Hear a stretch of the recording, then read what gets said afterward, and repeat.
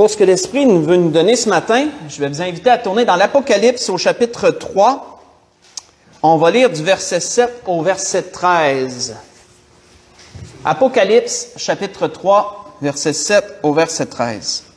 Quand on tombe dans ces versets, chapitre 2, chapitre 3 de l'Apocalypse, pour ceux qui lisent moindrement, vous savez qu'on tombe dans les lettres que le Seigneur a écrites à 7 églises différentes. Et là, on va lire la lettre qui a été écrite à l'église de Philadelphie. Voici, est-il dit, Apocalypse chapitre 3, verset 7, écrit à l'ange de l'église de Philadelphie, « Voici ce que dit le Saint, le véritable, celui qui a la clé de David, celui qui ouvre et personne ne fermera, celui qui ferme et personne n'ouvrira. » Chaque église a son introduction spécifique, mais c'est toujours la même personne qui s'introduit, c'est notre Seigneur Jésus, bien entendu. Il continue en disant, « Je connais tes œuvres. Voici, parce que tu as peu de puissance, que tu as gardé ma parole et que tu n'as pas renié mon nom, j'ai mis devant toi une porte ouverte que personne ne peut fermer. Voici, je te donne quelques-uns de ceux de la synagogue de Satan qui se disent juifs et ne le sont pas, mais qui mentent. Voici, je les ferai venir se prosterner à tes pieds et reconnaître que je t'ai aimé. Parce que tu as gardé la parole de la persévérance en moi, je te garderai aussi à l'heure de la tentation qui va venir sur le monde entier pour éprouver les habitants de la terre. Voici, je viens bientôt, retiens ce que tu as afin que personne ne prenne ta couronne. Celui qui vaincra, je ferai de lui une colonne dans le temple de mon Dieu, il n'en sortira plus. J'écrirai sur lui le nom de mon Dieu et le nom de la ville de mon Dieu, de la nouvelle Jérusalem qui descend du ciel, d'auprès de mon Dieu, et mon nom nouveau. Que celui qui a des oreilles entende ce que l'Esprit dit aux églises. » On va arrêter ici. Quand on s'arrête brièvement sur ces 7 lettres, avant vraiment de plonger dans le cœur du sujet, on voit que au temps de l'apôtre Jean, 7 églises, parmi toutes les églises qui existaient à ce temps-là, 7 églises ont été sélectionnées. Sélectionnées très spécifiquement pour ce qu'elles vivaient, les cas particuliers que chacune d'elles avait. Elles ont été sélectionnées, chacune d'elles, et une lettre a été écrite par l'apôtre Jean pour chacune de ces églises où le Seigneur voulait s'adresser à chacune d'entre elles personnellement. On voit que si le Seigneur avait sélectionné ces 7 églises-là spécifiques pour toutes les situations spécifiques qu'elles vivaient, c'est parce que ces lettres-là n'allaient pas seulement s'arrêter à l'époque auquel elles ont été écrites. Ces lettres-là allaient être destinées à traverser les âges, à traverser les époques et à continuer à parler à toutes les églises qui se formeraient par la suite à travers le monde.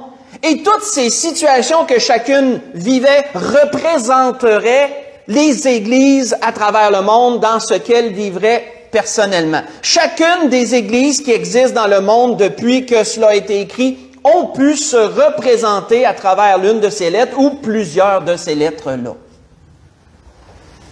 On voit que ces lettres-là étaient destinées à parler aux églises depuis l'ascension de notre Seigneur jusqu'à son retour sur terre. Elle était destinée à continuer à parler aux églises. Et encore aujourd'hui, ces lettres-là continuent à nous parler. On voit que l'église de Philadelphie, cette lettre qui leur a été écrite, se distingue des autres lettres en plusieurs aspects. Un aspect qui est vraiment démonstratif, qui est vraiment manifeste, c'est que parmi toutes les églises qui seraient présentes dans les derniers temps où nous sommes, elle avait reçu très spécifiquement la promesse qu'elle serait épargnée de ce qui allait survenir sur le monde. On voit qu'elle a été louée, cette Église, pour sa fidélité. Elle a été louée pour sa persévérance. Notez qu'elle n'a pas été louée parce qu'elle aurait été comme une entreprise prospère, était remplie de monde, que c'était une énorme Église avec une énorme influence sur le monde, non. Seigneur a dit, je sais que tu as peu de puissance. Ça veut dire quoi? Ça veut dire que c'était pas l'église la plus grosse en ville. C'était pas l'église qui avait la plus grande influence dans son quartier ou dans sa communauté. Elle n'était pas reconnue par son gouvernement ou autre. Elle avait peu de puissance selon le monde. Selon le monde, bien sûr. Mais elle avait les qualificatifs que le Seigneur requérait de son Église. Elle avait été fidèle. Elle persévérait encore. Elle persévérait encore.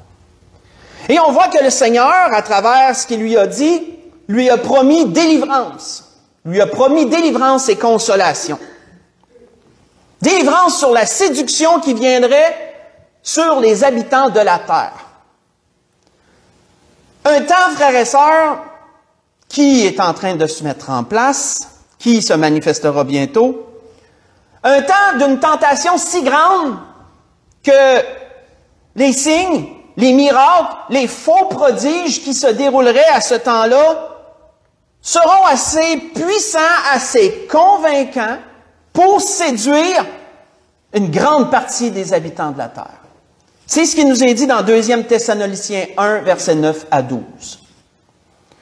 Un temps que le Seigneur devra abréger, et je dis bien devra abréger, à cause des élus qui seront là à ce temps-là.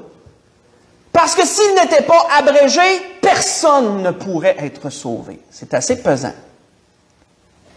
Même les élus, si le Seigneur n'abrogeait pas, abréger, ça veut dire raccourcir, raccourcir dans le temps. Là. Tu ne permets pas une durée qui s'étire, là. Tu l'abrèges.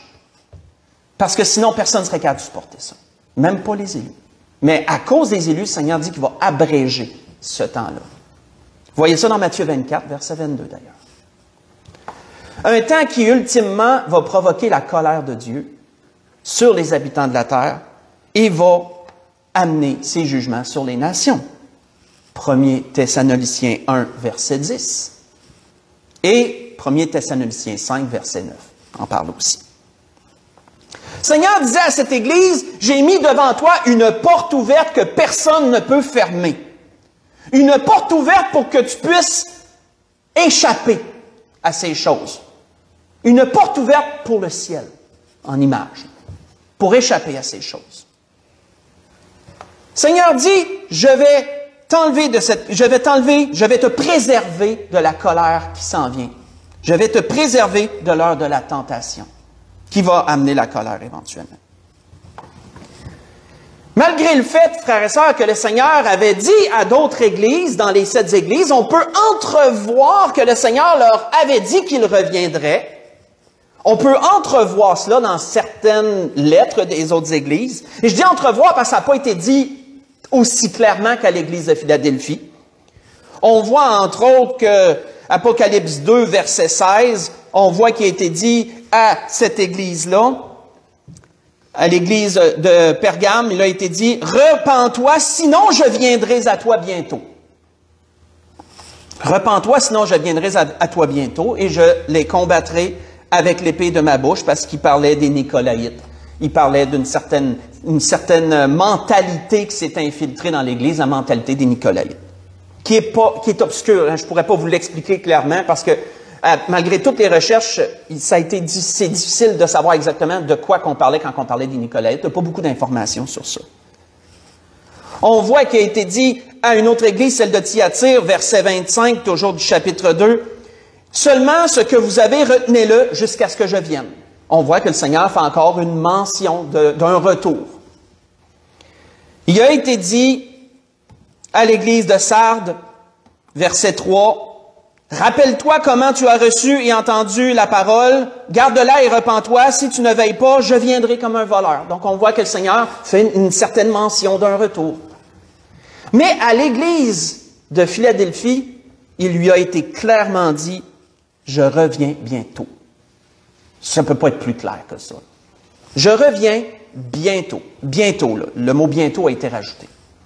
Et c'est particulier que le Seigneur ait dit à cette église, je reviens bientôt.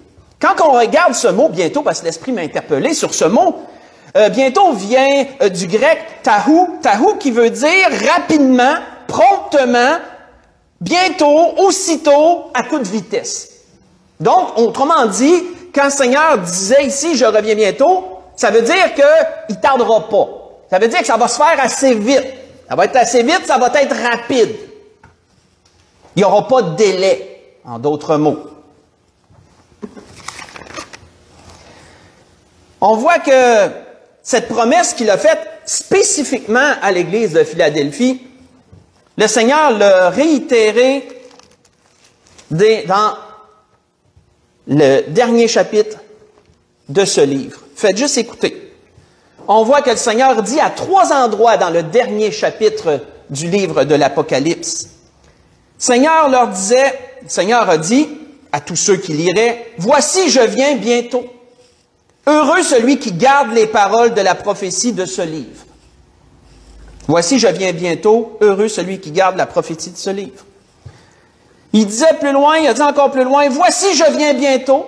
Ma rétribution est avec moi pour rendre à chacun selon son œuvre. » Et dernièrement, il disait à la fin, toute fin du livre de l'Apocalypse, « Celui qui atteste ces choses dit, oui, je viens bientôt. » Amen, viens, Seigneur Jésus.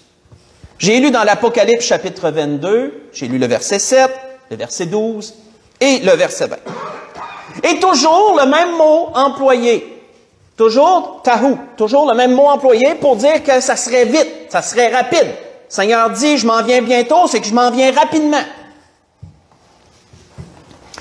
Mais, question qu'on peut se poser, bien sûr, moi, quand j'entends le mot rapidement, ben, il me semble que tu es déjà supposé d'être passé. Si tu dis que tu viens rapidement, ben, t'es où? T'es où? Je veux dire, pourquoi t'es pas encore venu? Ça implique quoi, ça, le fait de dire, je viens rapidement, mais que ça fait 2000 ans que tu dis ça, que tu vas revenir? On voit que l'apôtre Pierre nous donne un début de réponse à ça. L'apôtre Pierre donne un début de réponse à ça. Parce qu'il y a bien sûr qu'il y a une réponse, bien sûr. On n'est pas en train de dire que le Seigneur a menti ou quoi que ce soit. Il y a une raison et il y a toute une compréhension derrière de ça.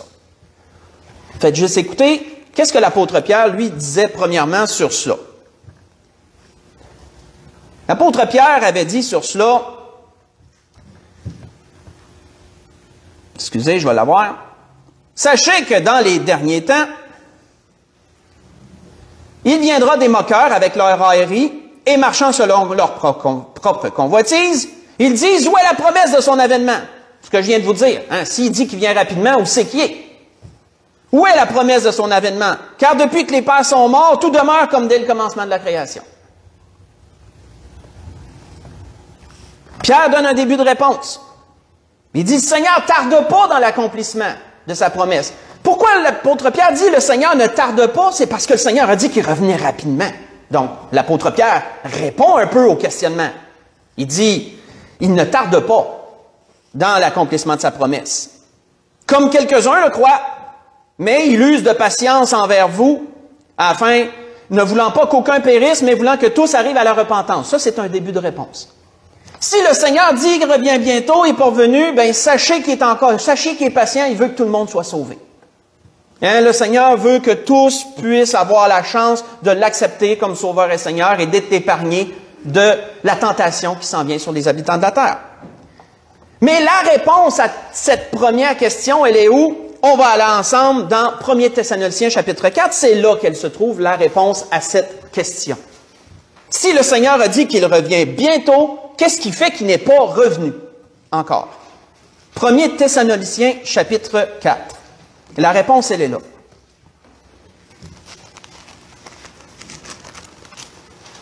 Premier Thessaloniciens chapitre 4, verset 15 au verset 18, qui est la référence par excellence à surligner dans vos Bibles, à encadrer comme vous voulez pour l'enlèvement de l'Église. Là se tient la réponse. Qu'est-ce qui est dit?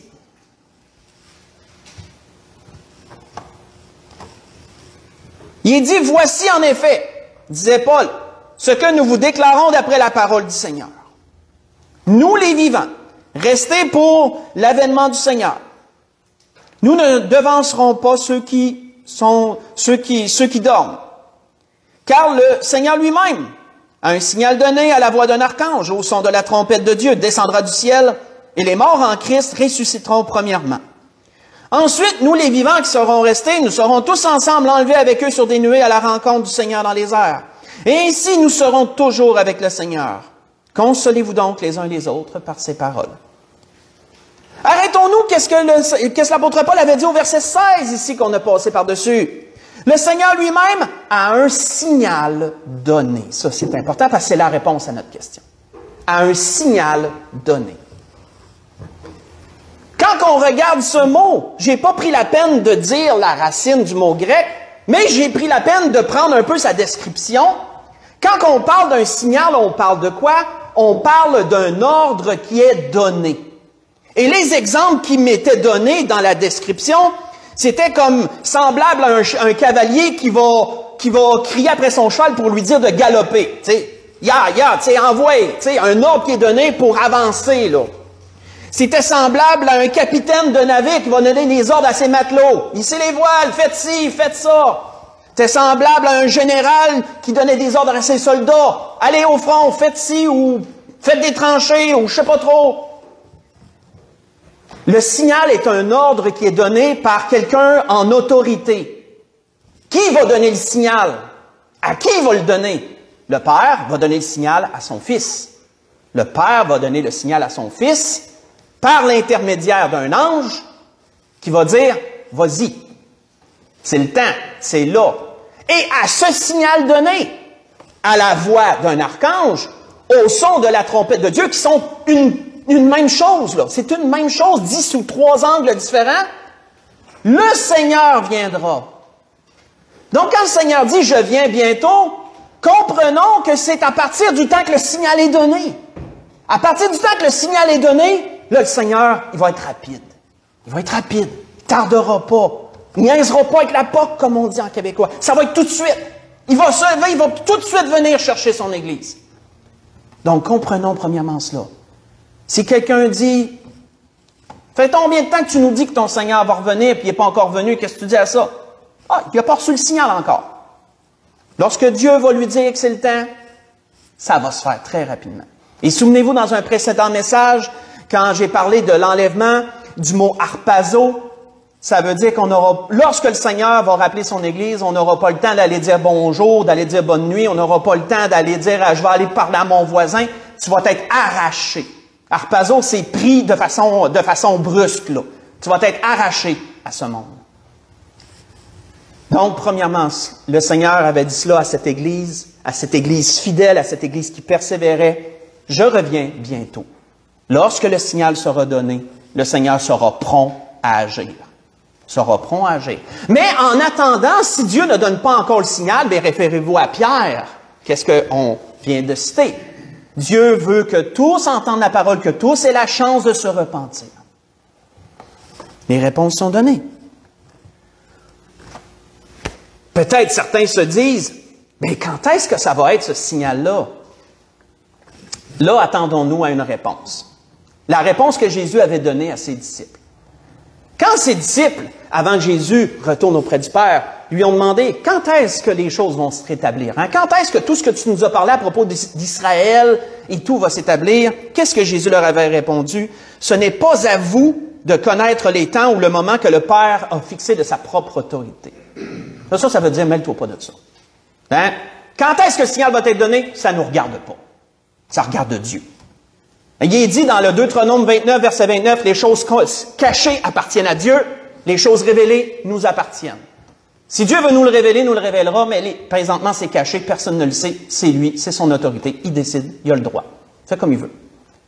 Dieu va donner le signal lorsqu'il va donner le signal, puis ça y appartient. C'est à lui, c'est son plan. Donc, sur ça, on ne peut pas avoir toutes les réponses. Tu sais, nous, dans notre mentalité américaine, nord-américaine ou occidentale, on n'aime pas de mystère, on n'aime pas les mystères, on n'aime pas les choses cachées. On veut tout savoir, on veut tout savoir tout le temps. Mais saviez-vous que selon la mentalité juive, il y a des choses qui sont... Non, c'est normal d'avoir des choses cachées, puis il y a des choses qu'on ne peut pas savoir, puis c'est correct comme ça.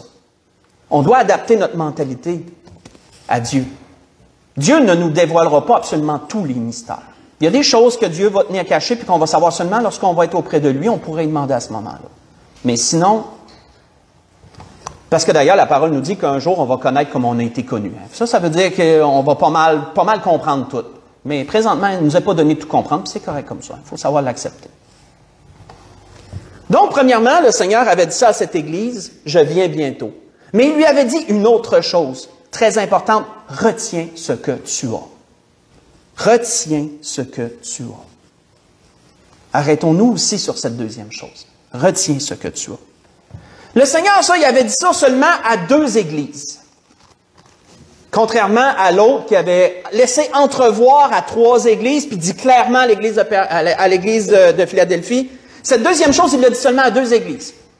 Il l'a dit à l'église de Thyatire qui avait été infiltrée par la fausse doctrine, par les faux prophètes, par la Jézabel qui avait apporté une fausse doctrine dans l'église. Il a été dit à cette église-là, pour ceux qui étaient demeurés fidèles dans une église qui se corrompait, il avait été dit à ceux qui étaient demeurés fidèles, retenez ce que vous avez. Je vous demande pas d'autre chose que ça, retenez ce que vous avez. Ça, vous voyez ça dans le verset 25, Apocalypse chapitre 2, excusez-moi, verset 25. Seulement ce que vous avez, retenez-le jusqu'à ce que je vienne. Donc, ne vous corrompez pas comme le reste de vos frères, autrement dit, à ceux-là, retenez la saine doctrine que vous avez. Mais à l'église de Philadelphie, il avait été dit clairement, « Je viens bientôt, retiens ce que tu as. » On voit que l'apôtre Paul avait commandé quoi à Timothée? Si vous voulez tourner avec moi, 2 Timothée 1, allons voir ça. Qu'est-ce que l'apôtre Paul avait commandé à Timothée? 2 Timothée, chapitre 1.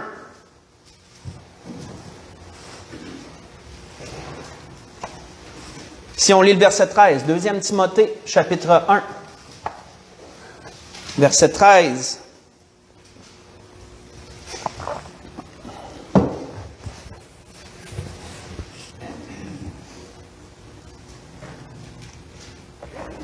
L'apôtre Paul dit à Timothée, « Retiens dans la foi et dans l'amour qui est en Jésus-Christ le modèle des saines paroles que tu as reçues de moi. Garde le bon dépôt par le Saint-Esprit qui habite en nous. » L'auteur aux Hébreux mentionnait quelque chose de similaire à ce que l'apôtre Paul avait dit à Timothée ici. Faites juste écouter, je vais vous le lire, ça ne sera pas long.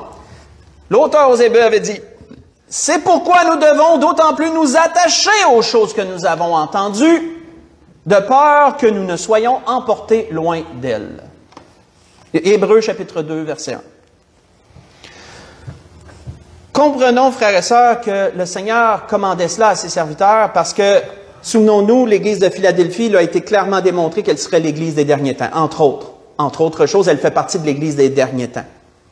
Et il était dit à cette Église que dans les derniers temps, si on sous-entend, si on lit un peu entre les lignes, puis on ne s'écartera pas de la vérité en disant ce qu'on va dire, en rapport avec ce qui a été commandé, si le Seigneur dit, retiens ce que tu as, c'est parce qu'il y allait avoir beaucoup de fausseté alentour d'elle.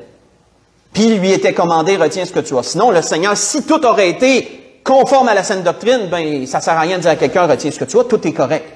Mais s'il y a beaucoup de fausseté autour de toi, puis que la vérité semble se diluer de plus en plus rapidement et se tordre et devenir faux, ben ceux qui demeurent dans la saine doctrine, ben là, oui, il est bon de leur dire, retiens ce que tu as, là. Garde ça, laisse pas rentrer le reste, là. Garde ce que tu as, là. C'est pour ça que le Seigneur disait ça à cette Église-là. Parce que dans les derniers temps, la fausse doctrine s'implanterait, les fausses doctrines s'implanteraient, les fausses pensées s'infiltreraient. Et le Seigneur voulait que son Église demeure dans les saines paroles qu'elle avait reçues. Comme l'apôtre Paul le dit à Timothée, retiens le modèle des saines paroles que tu as reçues. Nous avons la grâce, frères et sœurs, d'avoir reçu un bon enseignement des pasteurs qui nous ont précédés. On a reçu un bon enseignement des pasteurs qui nous ont précédés. Ils n'ont pas été parfaits, comme je ne suis pas parfait, puis vous n'en trouverez pas un pasteur parfait. Mais du moins, ils voulaient servir le Seigneur et ils étaient conformes à la saine doctrine dans ce qu'ils enseignaient. En grande majorité, on va dire. Parce que, comme je viens de vous dire, aucun pasteur est parfait, malheureusement. Mais on a reçu de bonnes paroles. Retenons le modèle des saines paroles que nous avons reçues. Parce qu'il arrive un temps, frères et sœurs, nous sommes dans un temps où l'attitude des croyants, l'attitude des chrétiens va changer. Nous sommes rendus à ce temps-là où l'attitude des chrétiens à travers le monde va changer. Pas de tous, mais de plusieurs. Un temps qui nous est dit que les chrétiens, certains se mettraient à agir de manière indigne parce qu'ils croiraient que le Seigneur tarde à venir. Hein, ce qu'on a touché tantôt, là. Si on voyait ça dans Matthieu 24, versets 48 à 50, le Seigneur a donné un avertissement sur ces serviteurs-là qui, à cause qu'ils disent, mon maître tarde à venir, puis qui se mettent à agir de manière indigne, de battre leurs frères, puis d'aller dans l'ivrognerie, etc. Le Seigneur donnait des exemples pour démontrer que certains dériveraient de la saine doctrine, puis agiraient de manière indigne parce qu'ils se disent, ça fait longtemps que j'attends, puis il n'est toujours pas là. Ça, c'est une chose. Plusieurs enfants de Dieu se découragent parce que le Seigneur n'est pas encore venu. Le Seigneur nous a donné une réponse tantôt à cette question-là. Hein. Le signal n'est pas encore donné. Dieu attend encore. Mais lorsque le signal sera donné, croyez-moi, ça va se faire vite. Ça va se faire très vite. On voit que une autre chose que la parole nous dit, c'est que dans les derniers temps, plusieurs détourneraient l'oreille de la saine doctrine, puis se tourneraient vers les fables. Autrement dit, les gens, de plus en plus, vont être attirés vers les choses qu'ils aiment entendre, vers des choses doucereuses, des choses qui ne condamnent pas, des choses qu'ils aiment entendre, des pratiques qui dérivent de plus en plus de la saine doctrine. Mais parce que ça se passe dans une église, il se dit, dans un endroit qui se dit église, les gens pensent que ça vient de Dieu automatiquement. Absolument pas, absolument pas. Si on voyait ça dans 2 Timothée 4, versets 2 et 3, hein. Versets 3 et 4, excusez-moi. 2 Timothée 4, versets 3 et 4, l'apôtre Paul avertissait Timothée sur ces choses. Et le Seigneur, d'ailleurs, en avait parlé de cela. On s'en va tranquillement vers la conclusion, mais allons dans Matthieu 24, allons voir ce que le Seigneur avait dit sur ces choses-là, spécifiquement. Et l'avertissement qu'il avait donné. L'avertissement qu'il avait donné en rapport avec ça aussi. Très important. Matthieu 24, si on lit du verset 9 au verset 13. Qui est une prophétie du Seigneur qu'on dit cyclique, je le crois. Cyclique voulant dire que ça s'est produit et que ça va se reproduire, tout comme l'Antéchrist et autre chose. Il y a des prophéties qui sont cycliques, elles se reproduisent à travers des époques.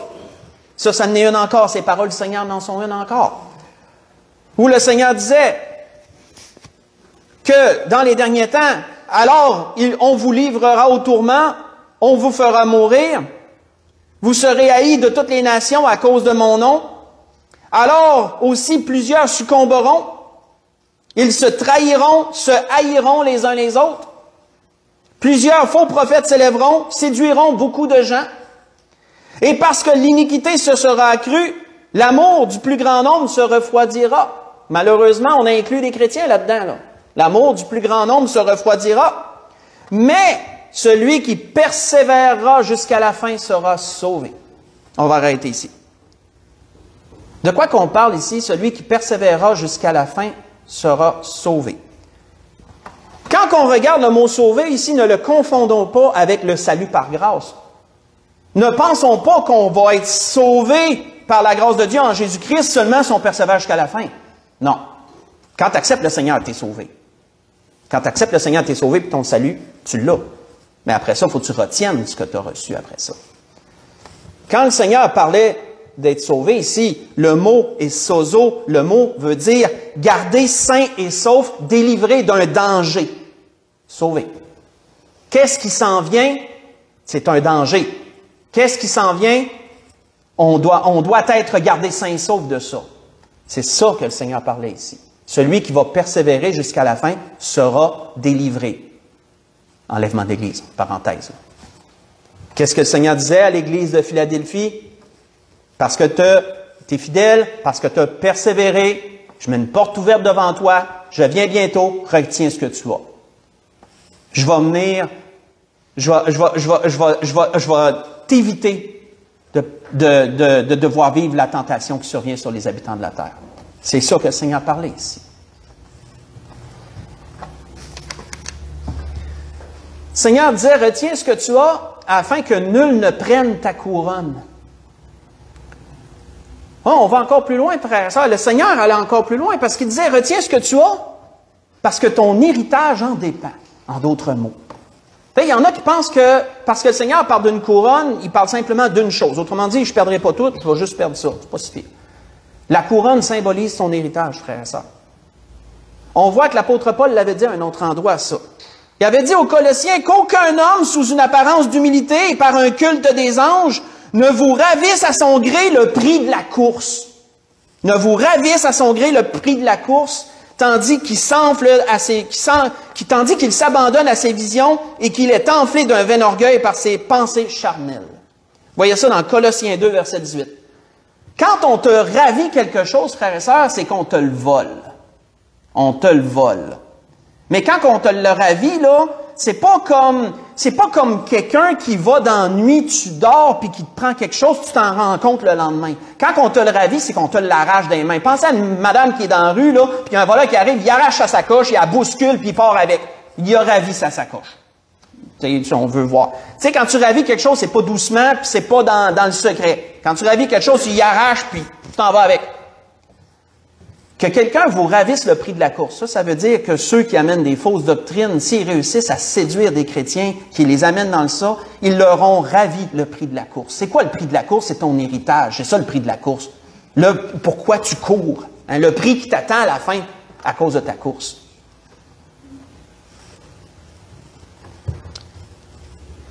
Comprenons, frères et sœurs, que ces paroles que le Seigneur a adressées à l'Église de Philadelphie s'adressent à nous. S'adresse à nous.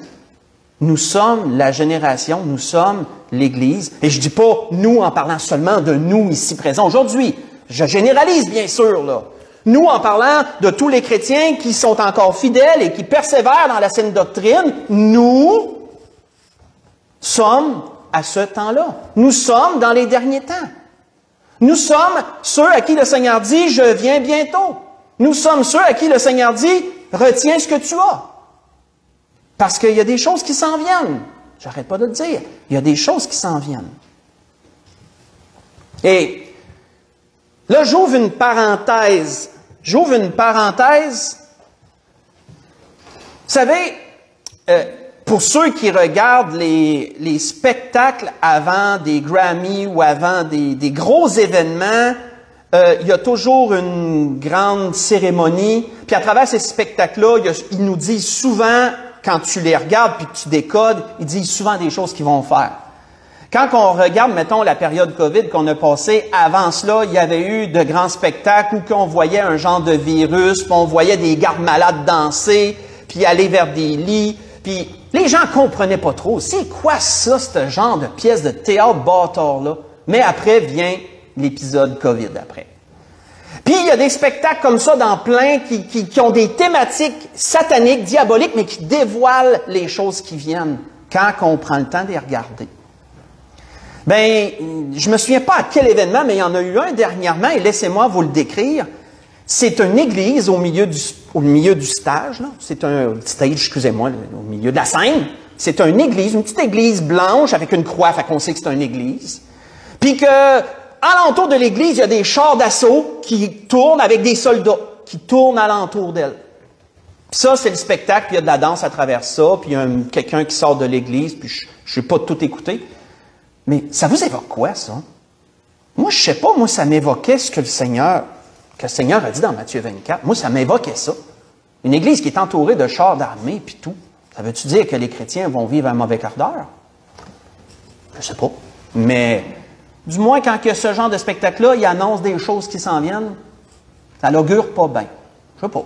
Je referme la parenthèse. Mettez ça dans votre petite boîte à outils, comme j'aime le dire. Mettez ça dans votre petite boîte à outils, puis regardons ce qui s'en vient. Mais je ne crois pas que le Seigneur nous dise ce qu'il nous dit ce matin pour rien. Le Seigneur ne parle jamais pour rien. Mais à nous, frères et sœurs, qui sommes dans les derniers temps, à nous qui, je crois, je l'espère, sommes fidèles et qui persévérons, qui ont reçu une bonne base doctrinale,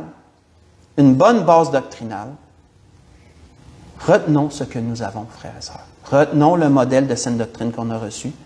Persévérons dans le bon combat de la foi, parce que c'est le prérequis pour ce qui s'en vient.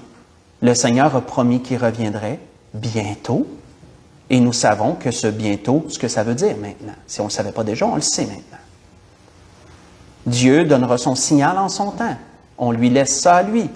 Mais on connaît notre Dieu et on a foi en lui, qu'il saura le faire au bon moment. Ça y appartient. C'était ce que l'Esprit voulait nous dire ce matin à travers de l'Église, à travers de la lettre à l'Église à Philadelphie, et toutes ces choses, surtout les deux choses sur lesquelles on a vu, je viens bientôt, retiens ce que tu as, afin que personne ne prenne ta couronne. Pour conclure, allons dans Jacques chapitre 5, pour conclure ce que l'Esprit a voulu nous dire ce matin. Dans Jacques chapitre 5.